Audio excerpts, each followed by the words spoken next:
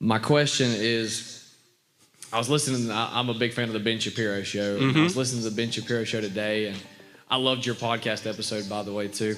Thank you. And he was talking about how the New York healthcare CEO shooter, that he may not receive the death penalty now and may not receive life in prison. He may even be able to walk the streets free one day, which I think that's absolutely ridiculous.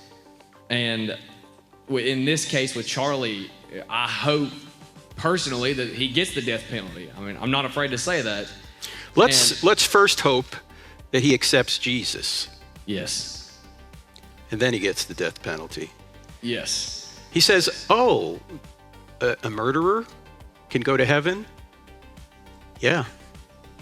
All of us can go to heaven because you're not saved by works. You're saved by grace. If you could be saved by works, why does Jesus even need to come? This is why Paul says in Galatians chapter 2, if righteousness could be acquired by the law, then Christ died in vain. So pray for his soul. Go ahead. And kind of in those lines, how do we ensure justice in this case for Charlie? And how I support that justice with theology? Well, capital punishment is prescribed in the Bible for certain crimes. In the Old Testament, which doesn't apply to us today, it was prescribed for many crimes. But even in the New Testament, and how do we know? Well, a couple of reasons. First of all, Paul in Romans 13 says the ruler does not bear the sword for nothing. What's the purpose of government? What's the essential purpose of government, ladies and gentlemen? To protect innocent people from evil. That's why you have a government, which means you have to punish wrongdoers. And the sword in Romans 13 is a reference to capital punishment.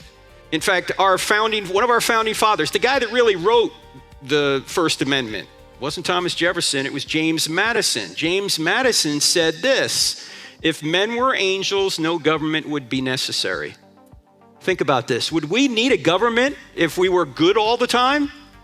No, governments are instituted to protect rights, which means they have to have the power to protect people who want to take those rights away from you. So, Romans 13 talks about capital punishment. Genesis 9 does too. But I want to talk about Jesus, because Jesus is before Pilate, and Pilate looks at him and says, don't you know I have the authority to kill you?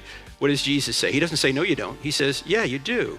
But you get that authority from above, because you're in government and you're a servant of God.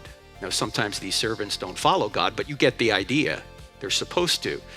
So capital punishment, just like other punishments, are legitimate given the seriousness of the crime.